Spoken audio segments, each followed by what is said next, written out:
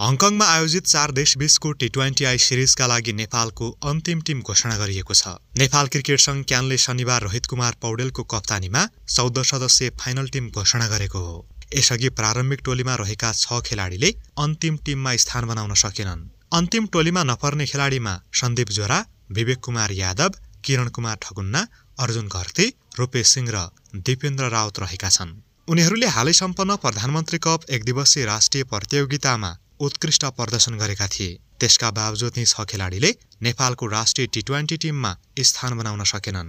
Lokesh bomb, Basheer Ahmad, Shahab आलम र नन्दन यादवले भने कमब्याक गरेका छन्। लोकेशले नेपालका लागि अन्तिम पल्ट 1 मार्च 2024 मा T20I म्याच खेलेका थिए। घरेलु प्रतियोगितामा आक्रामक ब्याटिङ गर्ने उनले अन्तर्राष्ट्रिय क्रिकेटमा भने अपेक्षाकृत प्रदर्शन गर्न सकेका छैनन्। लोकेशले हालसम्म 11 T20I मा 122.85 को स्ट्राइक रेटमा 86 रन मात्र बनाएका छन्। उनले सन् 2022 मा अन्तर्राष्ट्रिय क्रिकेटमा डेब्यू गरेका थिए।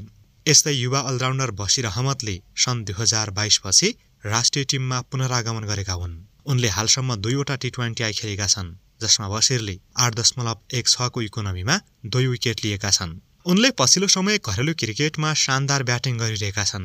बसिरले हालै सम्पन्न प्रधानमन्त्री कपमा 10 खेलमा 338 रन बनाए। यस्तै लामो समयपछि राष्ट्रिय टिममा कमब्याक गरेका स्पिनर शाहब आलम पनि हाल उत्कृष्ट लयमा छन्। उनले 7औं संस्करणको प्रधानमन्त्री कपमा 10 खेलमा 3.58 को इकोनोमीमा 31 विकेट लिए। सोही कारण पनि शाहबले राष्ट्रिय टिममा कमब्याक गरेका हुन्। उनले पनि नेपालका लागि अन्तिम पल्ट सन् 2022 मा खेलेका थिए। हालसम्म 6 T20I खेलेका शाहबले 4 विकेट मात्र लिएका छन्। तीव्र गतिका बलर नन्दन यादवले पनि लामो समयपछि राष्ट्रिय टिममा कमब्याक गरेका छन्।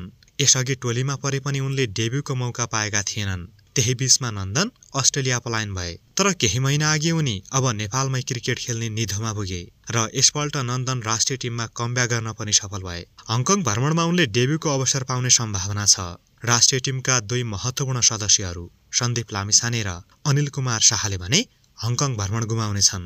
उनीहरूमध्ये सन्दीपले हालै हर्नियाको अपरेसन गरेका थिए। यस्तै अनिल चोटका कारण हङकङ भ्रमण गुमाउनेछन्। सिरिजमा नेपालले 9 अप्रिलमा कतार, 10 अप्रिलमा कुवेत र 12 अप्रिलमा हङकङसँग खेल्ने तालिका छ।